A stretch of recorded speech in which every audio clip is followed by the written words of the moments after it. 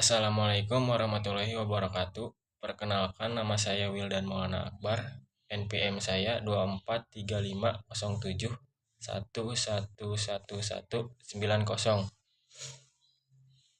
Saya di sini akan menjawab ujian tengah semester dalam berbentuk video. Yang pertama, ada sejarah pesantren di Indonesia.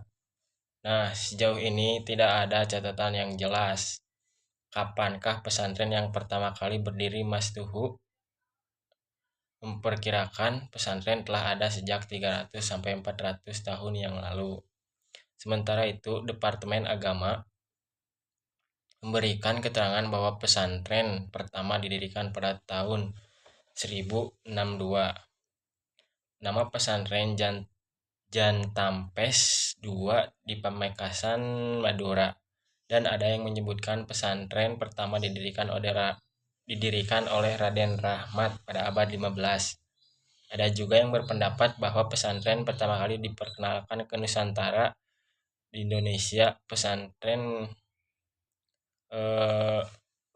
diperkenalkan ke Nusantara pertama yang genuine di Indonesia.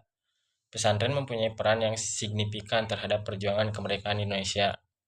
Secara faktual, hari ini kehidupan pesantren memiliki keragaman dan dinamika yang sangat variatif sejalan dengan setting sosial budaya masyarakat tempat pesantren berada.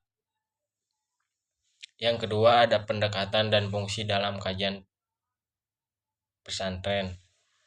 Untuk pendekatan, ada pendekatan teologis, pendekatan kultural, pendekatan sosiologis, pendekatan antropologi, dan pendekatan ekonomi. Nah, untuk fungsi, untuk fungsi kajian pesantren yaitu fungsi pendidikan, fungsi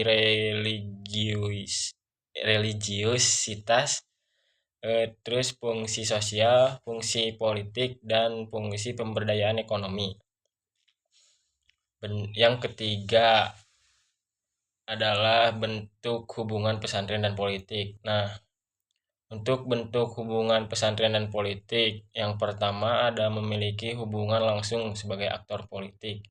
Yang kedua, sebagai kekuatan pendukung partai politik tertentu dengan cara pesantren memberikan dukungan kepada suatu partai politik dengan entitas pesantren terpisah dari negara.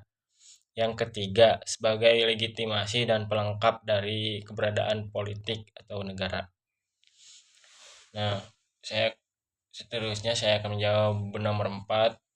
Nomor 4 adalah tipologi keterlibatan pesantren dalam politik. Untuk tipologi, yang pertama ada tipe ideologis. Dalam tipologi ini, pesantren secara khusus dan umat Islam secara umum mempunyai persepsi terhadap politik dan memosisikan berpolitik hampir sama dengan beragama Islam itu sendiri. Sehingga semangat keterlibatannya dalam pembelaan politik sama dengan semangat membela dan memiliki Islam. Memilih sebuah partai politik sama dengan memilih agama Islam sebagai jalan hidup dalam politik. Yang kedua, ada tipe karismatik. Dalam tipologi ini, pesantren memilih keterlibatannya dalam politik dengan mengikuti sikap dan perilaku seseorang dikagumi dari elit keagamaan maupun elit politik itu sendiri. Apa yang dikatakan dan dilakukan figur tersebut selalu menjadi rujukan masyarakat pesantren. Sebagai akibatnya adalah kadang-kadang masyarakat pesantren tidak memperhitungkan secara rasional pilihan politiknya tersebut. Yang ketiga, ada tipologi rasional. Dalam tipologi ini, kemampuan pesantren maupun umat Islam itu sendiri dalam memilih keterlibatannya dalam politik benar-benar didasarkan pada pandangan rasional. Memilih atau tidak memilih partai politik, misalnya dilihat dari kemampuan partai politik menawarkan program yang dapat memperbaiki atau memperjuangkan nasib rakyat. Nah, motif politik pesantren. Yang pertama, motifnya itu ada doktrin ideologi. Yang kedua, motif politik pesantren itu ada mobilitas struktural dan kontekstualisasi pesantren. Nah, yang ketiga, motif politik pesantren yaitu kepentingan ekonomi. Terus nomor lima, dampak keterlibatan pesantren dalam politik. Yang pertama dampaknya itu ada delegitimasi fungsi dan peran pesantren. Yang kedua ada kompensasi ekonomi. Yang ketiga kemudahan akses kepada kekuasaan. Yang keempat adanya resistensi masyarakat terhadap pesantren. Dari data Kemendag tahun 2020 terdapat